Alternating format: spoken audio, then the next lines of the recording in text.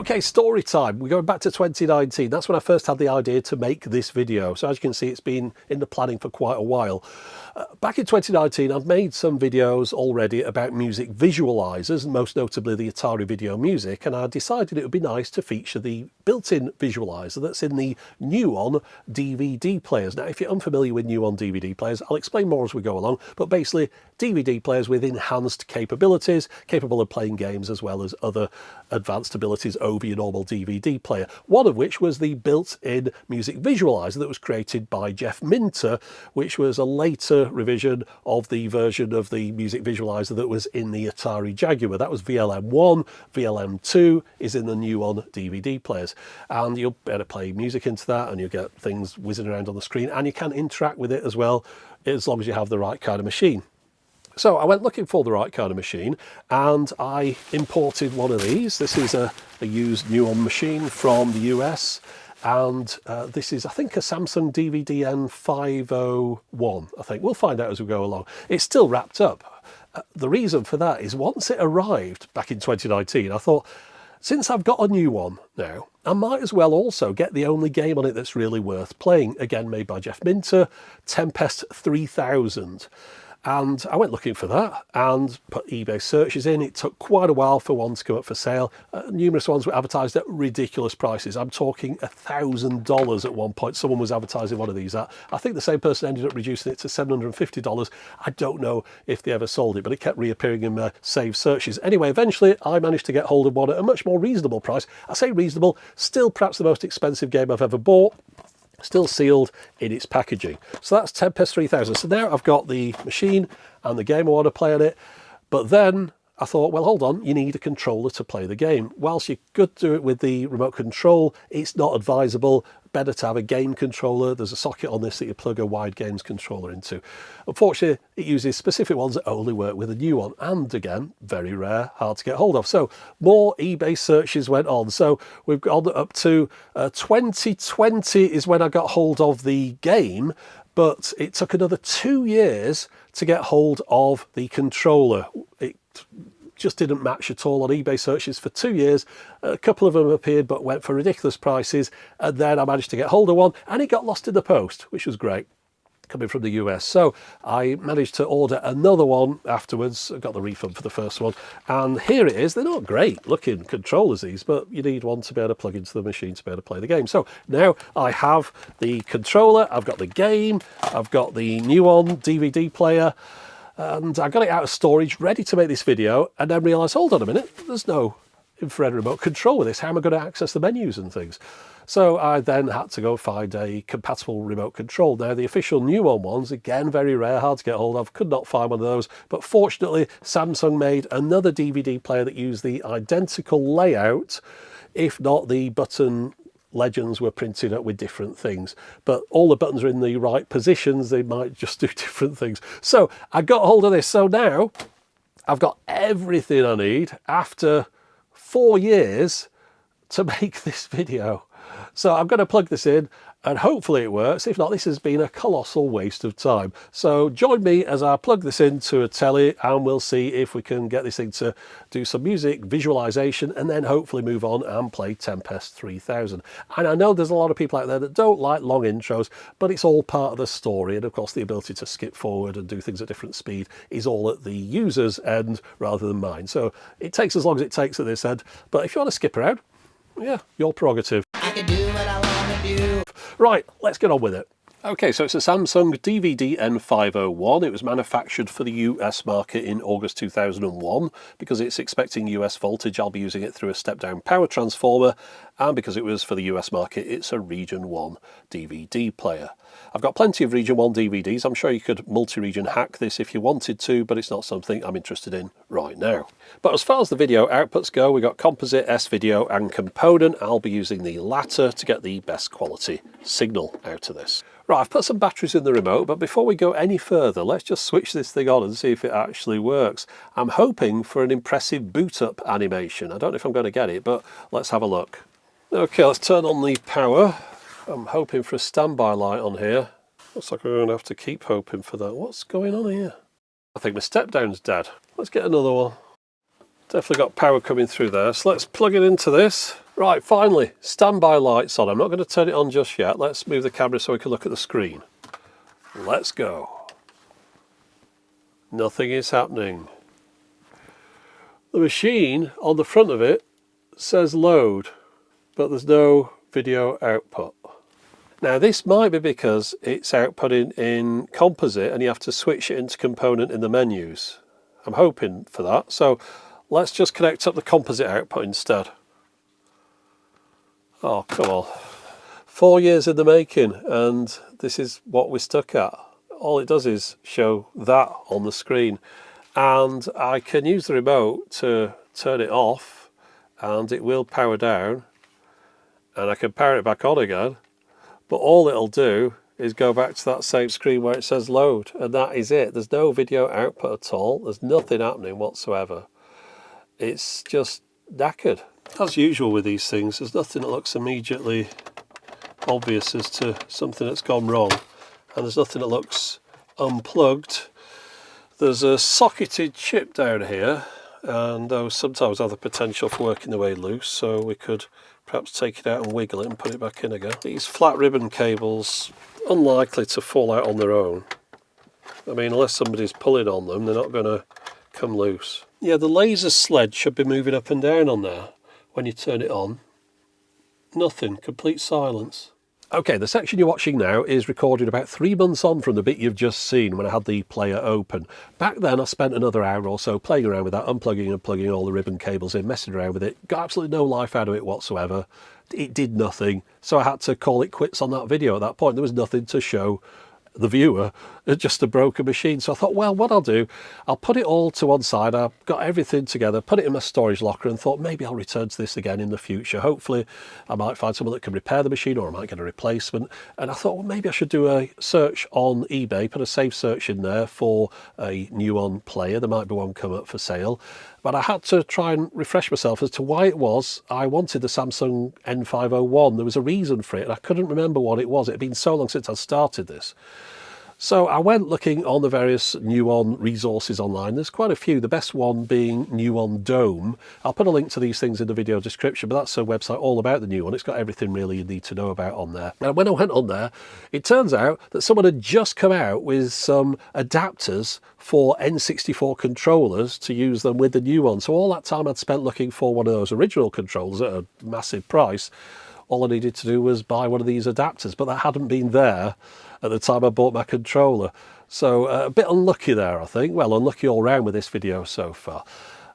After doing that research, I also found that the reason I wanted the N501 is because of the number of VLM effects in there. The Toshiba's only got something like 8, and the Samsung's got like 152 different effects in there. It's low resolution, but more effects. And also, the reason I wanted the one from the US rather than the Samsung that was available in the UK, or European one at least, doesn't have any joypad ports on the front. For some reason, they took them off. So I put my search in for the N501 on eBay, and then moved on to other things. Now, I think this might be a good time to give you a very brief potted history of what Nuon was all about. There's articles that go into this in much greater detail. I'll put links to those in the video description. But the company VM Labs that came out with the Nuon processor was formed by a chap called Richard Miller, who was an ex-Atari employee who'd worked on a Jaguar. Once he'd seen the developments of MPEG-2 video compression and the early developments of the DVD players that were soon to come out, in 1995, he formed this company, VM Labs, with the idea that he'd come up with this processor, this multimedia system, which could go inside the up-and-coming DVD players and would give them gaming capabilities, amongst other things. I suppose the original intention was that over time, pretty much all the DVD players that came out would have one of these Nuon processors in and be able to play games and do lots of other things besides. There was intentions of having them connect up to the internet over time. It started off fine in 1995, but it was only a little company. They didn't have the funds to push this through themselves, so they tried to get Toshiba on board and then Samsung later on. Samsung seemed to be quite a bit more interested, but they were hedging their bets. They were still bringing out normal DVD players as well as these Nuon enhanced ones. Toshiba kind of dragged their heels a bit, although they did release 1 or 2 machines. But it was all a little bit too little, too late. Came out in 2001, I think it was, by which point DVD players had been well established. There were other machines on the market, other consoles that were catching people's attentions. VM Labs didn't have sufficient funds to promote this properly. They were running out of money. there was a lot of apathy around from these various companies and the public, and confusion in the marketplace as to what this particular thing was. It didn't help that when you see a Nuon capable of DVD player, it hardly mentions anything about Nuon on it. If it was on a shelf with a load of others in a big box store, people wouldn't notice that it was a Nuon capable device, and what does it mean anyway? So it flopped. It came out, not many people noticed it, and it disappeared rather quickly. And it didn't really have much of an impact, or you might not think it did, but there is one very specific thing I want to mention at the end of this video where it did have a pretty significant impact. But just to give you an idea as to how insignificant it was, I picked up a DVD that came with Nuon enhanced features. There were a few of these launched, so you could play this in a normal DVD player, but if you put it in a Nuon player, you'd have additional things to look at. The film would still be the same, but there was other things you could do. Now, I was looking online for a couple of Nuon DVDs to play on my machine when it finally works, and this one, I wasn't sure if I got the right thing, because just have a look at the label on here. See if you can spot that this is a Nuon enhanced DVD. You really have to do a Blade Runner style zoom and enhance on this, because eventually, if you get zoomed in enough, you'll find right at the bottom corner, that's the Nuon logo. So that's the only thing on here that tells you that this DVD will do anything different if you stick it in a Nuon player. And that's really part and parcel of what went wrong with this. Unless you were really into this kind of stuff, it'd just completely pass you by. But now, getting back to this video, you might have noticed there's still quite a bit of playtime left, so clearly I've got something to show you. And yes, I did manage to secure a new replacement Samsung DVD-N501. I say new, I mean it was advertised as for spares or repairs. It's the only one I could find though. Reason for it being advertised as such is because they said the DVD tray didn't open, which sounds suspiciously similar to the one I'd already got, but I thought I'd have to give it a shot. Maybe I could get both machines and cannibalise bits out of one, put them in the other one to get one working device. Well, we'll see how I got on. Okay, so this is the new one on the top. Let's just switch it on, see what happens. Standby light comes on. Now, can you hear that? It's trying to load a disc. The screen on this is very dim. It does display, but it looks like that screen has pretty much faded away. It's saying open at the moment. So it's trying to open the disc. That is something the other one didn't do. Perhaps we should hook this up to a screen, see what's going on. Okay, so it looks like it's trying to read a disc. Let's see if it's got any kind of video output. Yes, right, that is very good news, because it means this is a functional device. The other one didn't even do that. It's attempting to open the drive, but it can't do. So clearly we need to have a look at that disk drive. Now, rather than just open this one up and play around with something I don't understand, I think it's better if I get the other one that isn't functional and have a bit of a practice with that, just to see how everything fits together. Okay, so we're inside the original one I bought. Now, the display on this was a lot clearer. I might look at taking the front panel off and putting that on the new one if we get it working. But the first thing we need to concentrate on is this drive. And I can see that there's a screw there, there and there. And hopefully that then lifts out, although it looks quite likely that the front has to come off as well. There's some clips here for that. So we'll see if there are any screws holding the front in. No, can't find any. So I think we should just start off at least by getting these three screws out, see where we get to from there. Okay, so that's the screws removed, and yeah, we're not moving too much yet. I think we need to disconnect this front panel. Right, there we go.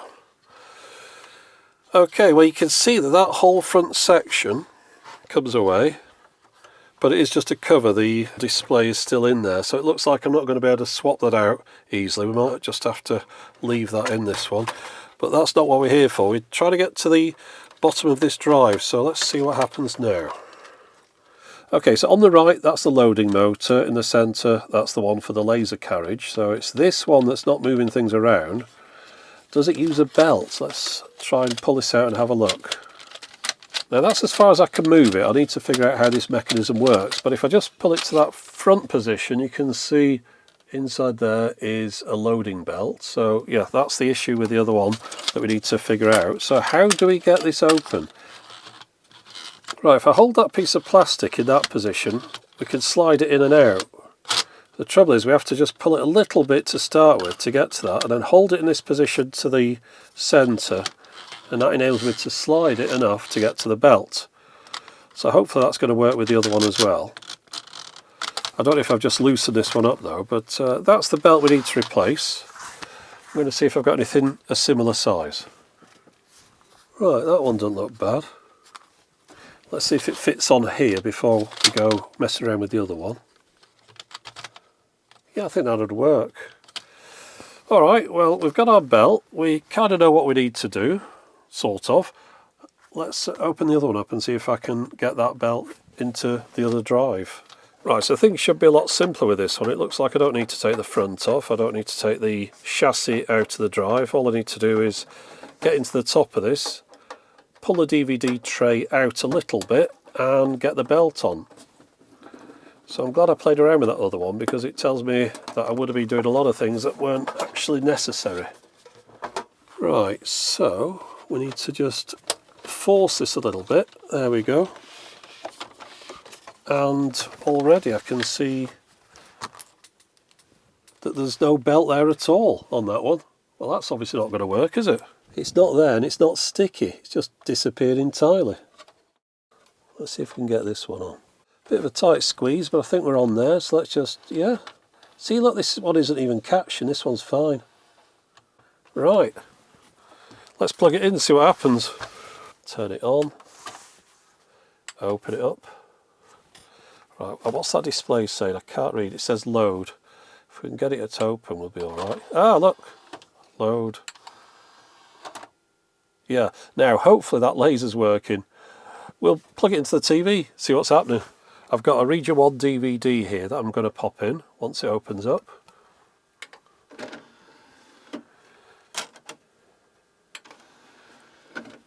Now, I haven't got the remote control with this. I've got it in my locker along with the software for the Nuon. So I can't do anything other than just see if this loads up, and I'm really hoping it does. It's taking its time. Hold on. Yes! That's probably the most excited you've seen me. We've got a working Nuon machine. I'm going to be able to play a Nuon game, I think. What I have to do now is go and get the game, the controller, and the remote control as well. Right, I'm back. I've got everything I need, but I've also got something else besides, because while I was in my locker I found this. Yeah, this is the remote for the original machine that I got. I'd forgotten it came with the remote and I'd packed this away somewhere separate, so I didn't need to buy this. But since I now have both of these, I can just do a bit of a comparison between the two.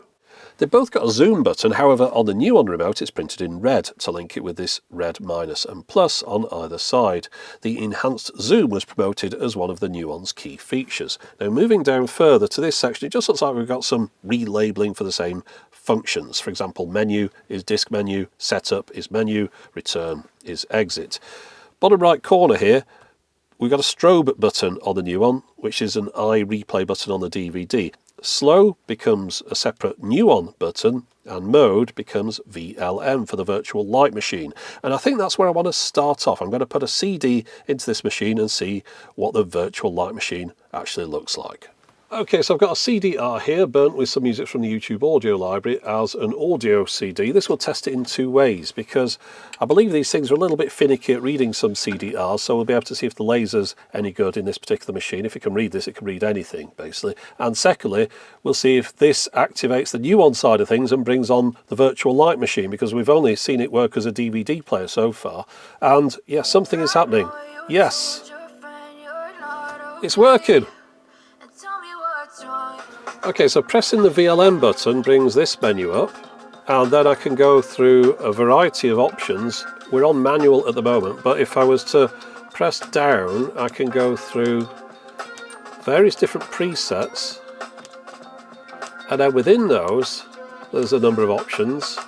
For example, if we go to Techno, and then if I press the enter button, I get into this section. So this is number 10 out of Techno, but there's a lot of options within here as well. So there's a load of choice. Right, it all seems to be working well so far. Although, of course, this screen is really too small to do justice to it. It's also being fed through a composite video input, and I'd rather put the component outputs into a larger screen and also send the audio off to some better speakers. So let's get on with that.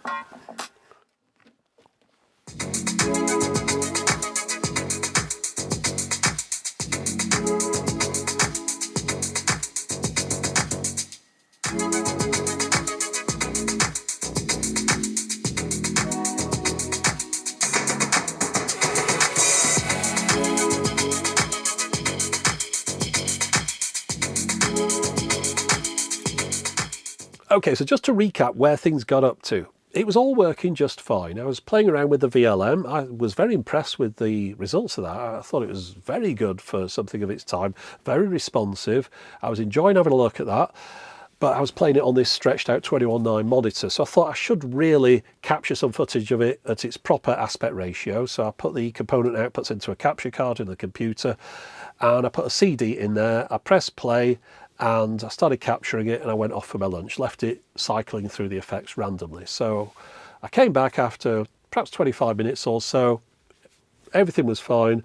I thought, right, now I should try and capture some footage of me running through those effects with the controller, because they are interactive, some of them at least. So I thought, we'll see what that looks like.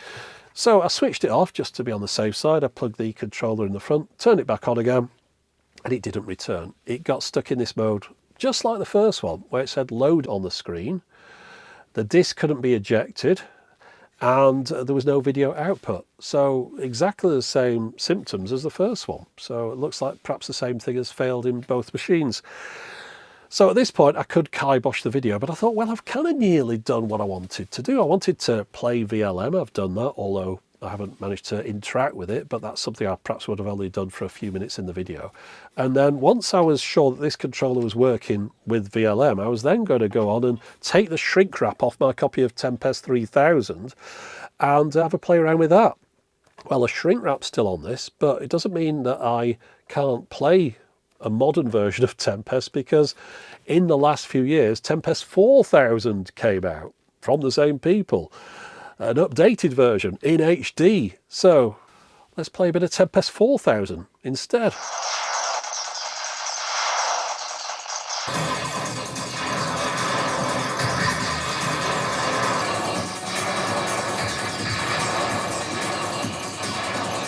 That's Tempest crossed off. There's just one thing left to do.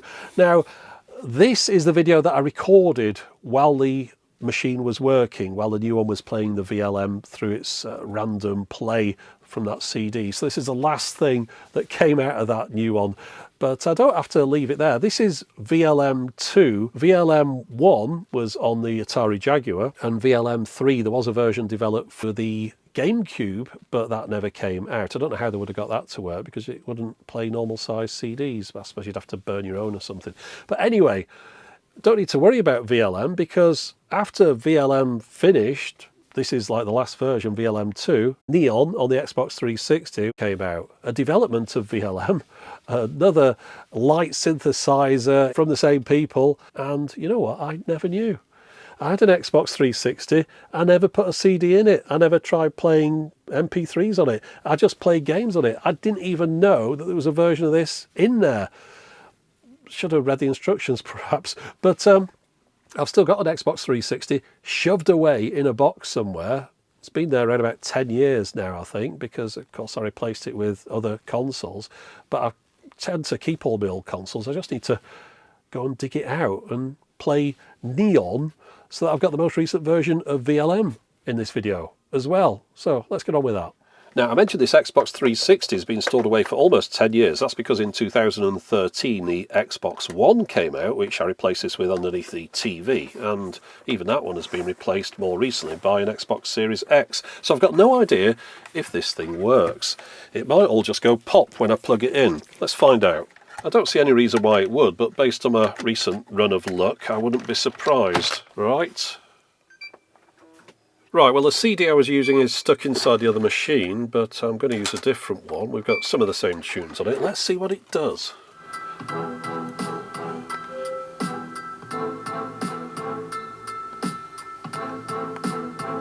Of course, with this version, I'm not restricted just to playing back CDs. I can put my MP3s on a USB stick instead.